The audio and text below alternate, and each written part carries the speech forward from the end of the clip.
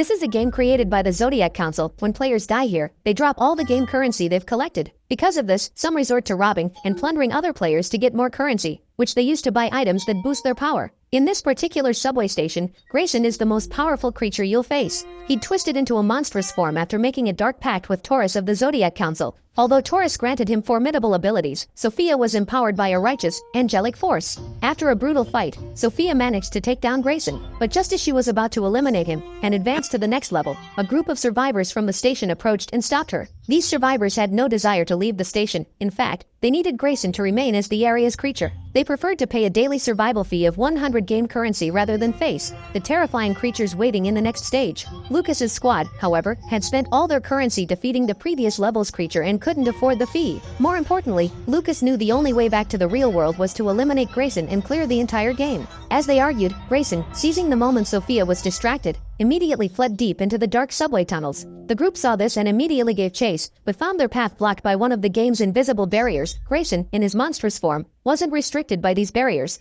The squad now had less than a minute left before their survival fee was due. If each of them failed to pay 100 game currency to the game system, they would be eliminated. At this critical moment, Cora, using her sniper rifle, eliminated Grayson from a distance. In a flash, a large amount of game currency spilled from where Grayson fell. Yet, Lucas and the others hesitated to collect it, fearing they might end up just like Grayson if they did. Then, Cora, who had the ability to fly, landed right in front of them. Lucas instantly realized her power far surpassed their own. If she decided to turn on them, they stood no chance. But after collecting all the currency Grayson dropped, Cora showed no intention of fighting them. She knew they were dead broke and had no currency for her to take. Just then, Kaylee tried to retreat back to the main station, but the path was now sealed by an invisible barrier without warning. Their only way forward was to head deeper into the tunnels and confront the new challenges of the next subway station. Suddenly, the game system issued a new mission. In 10 minutes, a horde of creatures would swarm the subway station. For the first 30 minutes of the attack, only players standing within designated safe zones would be protected and survive. However, there were 104 players in the station but only 52 glowing green safe zones.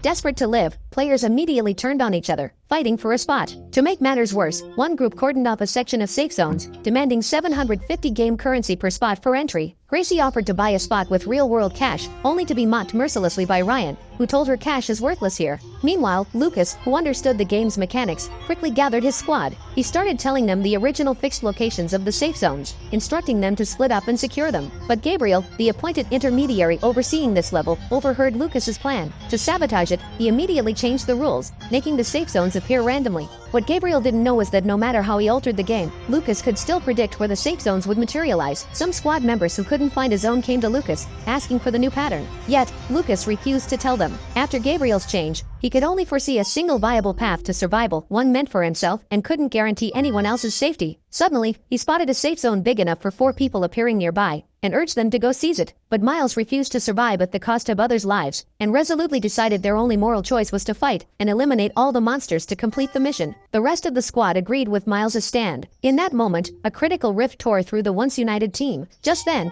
the system announced the game's start. Creatures poured into the station through portals, and the entire place instantly fell into chaos. Those who hadn't secured a safe zone were ruthlessly attacked by the creatures. Miles and the others prepared to head into the tunnels for their final stand against the horde, but Lucas hesitated. He knew all too well how dangerous this level was. Leaving the safe zone meant he could die here. After a moment of tense internal struggle, Lucas finally made his choice. He stepped out of the safe zone to stand and fight alongside his squad. 2 minutes later, the safe zones randomly refreshed again. New zones appeared ahead of Sophia and the others, while 2 materialized near Lucas's location. However, one was already occupied by Carter. Lucas knew Carter was the protagonist of this game, destined to survive even without a safe zone. So, he asked Carter to give up his spot. Carter refused and instead suggested that Lucas abandon Jack to save himself. Lucas wouldn't do that. He gave the safe zone to Jack and ventured out to find another spot for himself. But every single safe zone was already taken by other players. There were none left. With no other options left, Lucas swallowed the mysterious stone that had dropped by a creature he had previously defeated. This stone transported the user to the Phantom Prison, a realm of painful memories.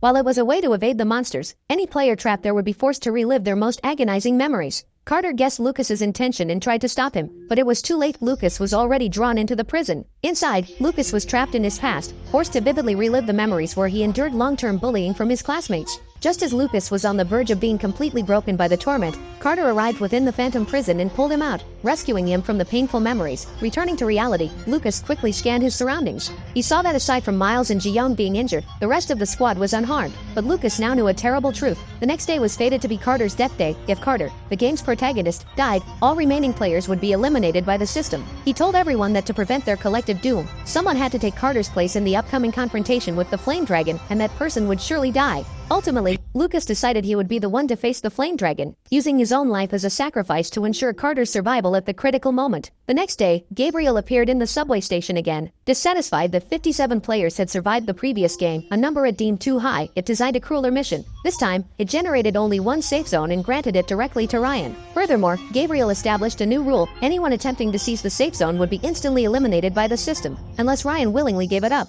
Lucas, however, quickly thought of a possible way to counter this, but it required Cora's assistance. Cora simply watched coldly from the sidelines. In her view, this world operated on survival of the fittest, and she even seemed to relish this kind of rule. Then, she retreated to a hidden corner to prepare for hunting the incoming creatures. In desperation, Lucas summoned his contracted quest intermediary, Adam, and instructed him to cash out all of his game currency. Instantly, Lucas possessed 113,000 units. He had been saving this currency to purchase a single chance at resurrection. But now, to ensure the survival of the other players, he used 100,000 units to buy out every aspect of Ryan for a full day. Ryan immediately agreed, thinking the massive amount would guarantee his survival in later levels. To his shock, the safe zone at his feet instantly transferred to Lucas's location. Ryan finally realized the trick. Because the deal for purchasing every aspect of Ryan included all his possessions and status for that day, the safe zone was now Lucas's. However, Lucas didn't stay in the safe zone waiting for the monsters. Instead, he tried desperately to destroy the only safe zone, believing this was the only way to force the remaining players to unite and fight together against the Horde. Yet, despite his full effort, Lucas couldn't damage the safe zone. Cora, however, saw through his intention. She decisively fired her weapon at the zone. With a sharp crack, the safe zone shattered and vanished. The players now had no choice but to band together for the fight. Bound by the system witness seal, Ryan was forced to obey Lucas's every command for the day or be forcibly eliminated by the system. So, he activated his emergency defense skill and, manning heavy weaponry, raced to the portal entrance to eliminate all creatures emerging from it, just as Lucas commanded. Soon, countless creatures poured out en masse. Most were obliterated by Ryan's heavy weapons, while the few that slipped through were dealt with by Lucas and the others. But Gabriel, seeing how easily the players were adapting, decided to prematurely activate the final challenge. It summoned the Flame Dragon, the entity destined to kill the protagonist, Carter. Carter, who had been waiting for this moment, finally sprang into action. Under Carter's furious assault, the Flame Dragon could barely fight back. Carter swiftly severed one of its wings. But no one expected the true horror was just beginning, for the dragon was hiding its ultimate form. When it revealed this form, the entire city shuddered, a mere tremor hinting at the immense power it now possessed. Fearing Carter would be killed, Lucas swallowed an ice attribute gem and charged forward to support him. Yet, even fighting together, they were no match for the dragon.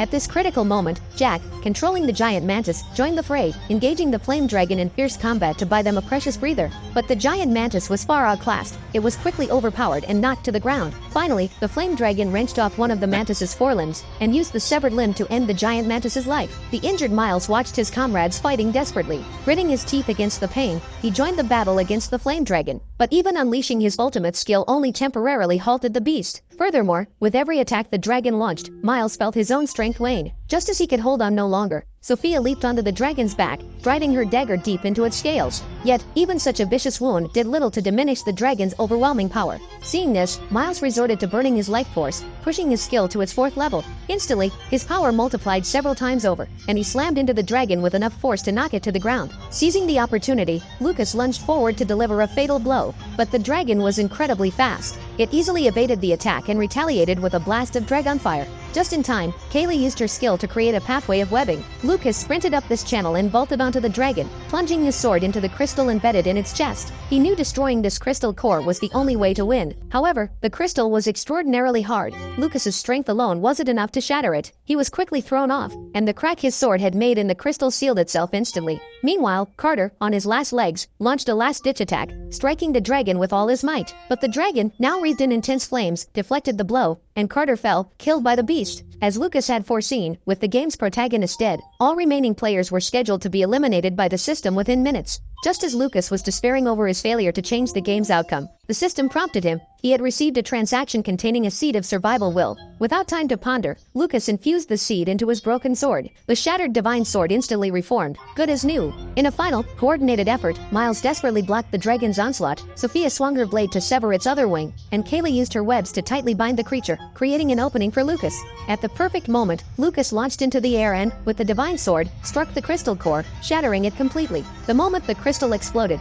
the system announced the mission was complete. Using the level's clearance reward, Lucas then resurrected Carter. He believed he had finally rewritten the game's tragic ending, but to his shock, the game system immediately announced that players would now proceed to the next stage. Furthermore, it lifted all barriers and converged the most powerful creatures from every district directly onto their location.